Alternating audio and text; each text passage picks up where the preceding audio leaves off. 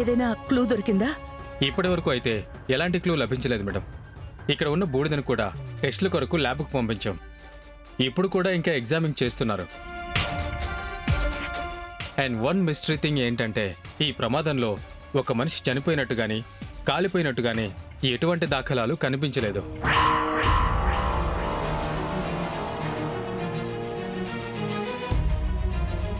Inspector గారు, ఏంటండి మీరు చెప్తోంది? నిజంగానా? అవును మేడం, కాలిపోయిన అన్ని టెంట్స్లోనూ చూశాం.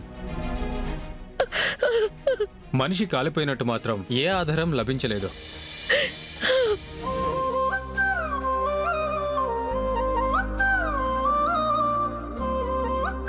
చితాభస్మంతో పాటు ఉండాల్సిన అస్థికలు ఇందులో లేవద్దయ్య గారు. Thank you sir.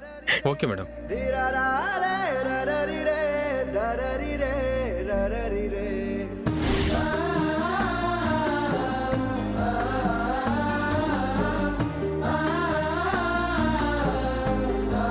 శరణ్య అనుమానించినట్టు అస్థికల్లో రోహిత్ చనిపోయినట్టు గాని ఎటువంటి ఆధారం లేదు.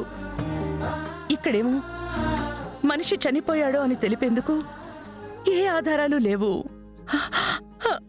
అంటే అంటే అంటే రోహిత్ అంటే రోహిత్ రోహిత్ బ్రతికే ఉన్నాడు.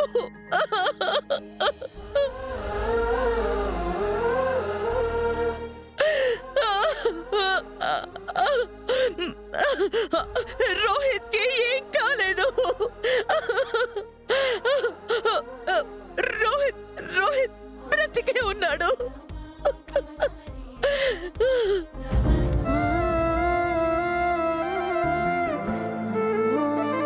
కానీ ఎక్కడున్నాడు?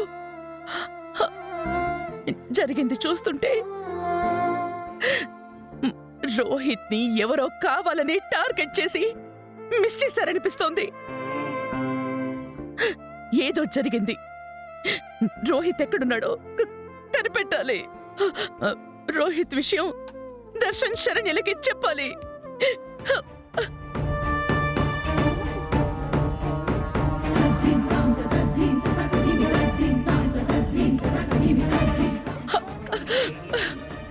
కలవట్లేదు.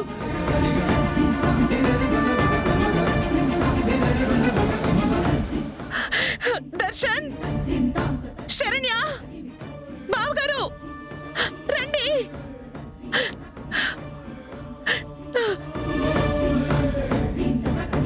నేను సంఘటన జరిగిన చోటికి వెళ్ళొచ్చాను.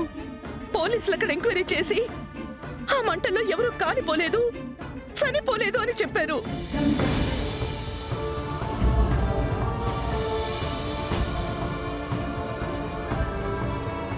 ఏమ్మా, ఎవరూ చనిపోలేదా? ఏంటమ్మా నువ్వు చెప్పేది? ఆ మంటల్లో ఎవరూ కాలిపోలేదంటే మన రోహిత్కి ఏం కాలేదనే కదా? అవును బాబుగారు, ఆ ఫైర్ యాక్సిడెంట్ టైంలో టెంట్లన్నీ ఖాళీగానే ఉన్నాయంట.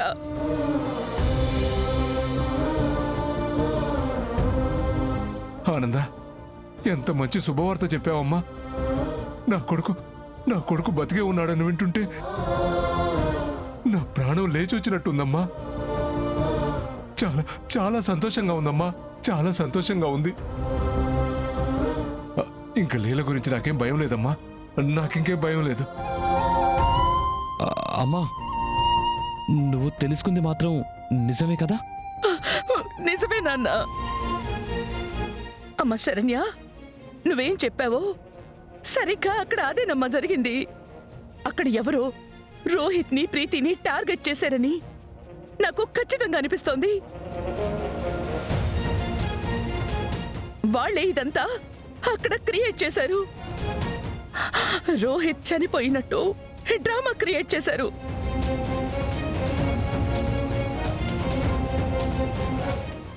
బావగారు, దయచేసి రోహిత్ బ్రతికే ఉన్నాడు అన్న విషయం మీరిప్పుడే ఎవరితోనూ చెప్పకండి.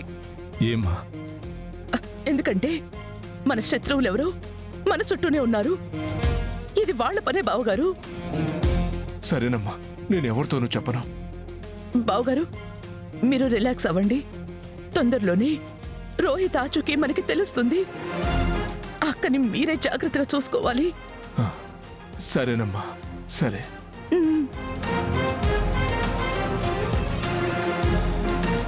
అత్తయ్య గారు, అసలు ఇదంతా ఎవరు చేస్తుంటారని మీకు అనిపిస్తుంది? అక్కడ మేనేజర్ చెప్పిన దాని ప్రకారం ఎవరో ఇద్దరు ఆడవాళ్ళు పని కోసం వచ్చి వెళ్లారు అని చెప్పాడు. అదే నాకు అనుమానంగా ఉంది.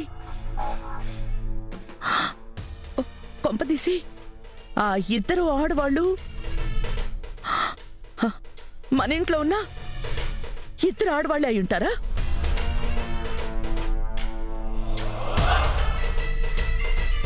కరెక్ట్గా చెప్పారు అత్తయ్య గారు. ఏ మూలనో నాకు అదే అనుమానంగా ఉంది.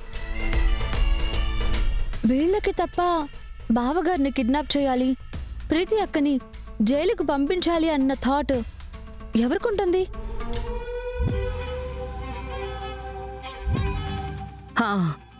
ఎస్, అత్తయ్య గారు, సరిగ్గా బావగారు రిసార్ట్కి వెళ్ళిన టైంలోనే వీళ్ళు ఊరు వెళ్ళారు.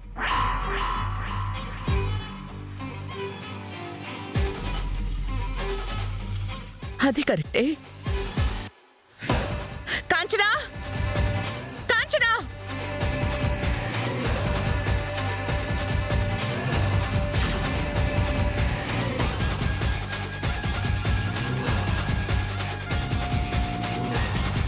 ఏంది వదిన గారు పిలిచుండారు?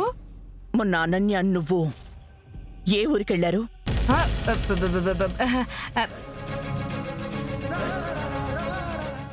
ఊరు ఊరు మా ఊరికి దగ్గరలో ఒక ఊరుంది వదిన గారు. తెలిసినోడు చచ్చిపోతేను ఇంట్లో వాళ్ళని పలకరించేదానికి పోయి ఉండాము. నిజమా? ఒట్టు ఒట్టు వదిన గారు. హ, వెళ్ళిన ఊరి పేరు? ఊరు ధర్మవరం. ధర్మవరం కాదు, మీరు వెళ్ళింది వేరే ఊరు. కాదు కాదు వదిలి గారు, అదే ఊరెళ్ళాం.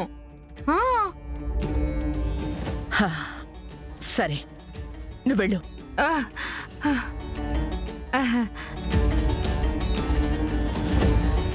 అత్తయ్య గారు, ఏంటి పూర్తిగా అడగకుండానే అలా పంపించేశారు?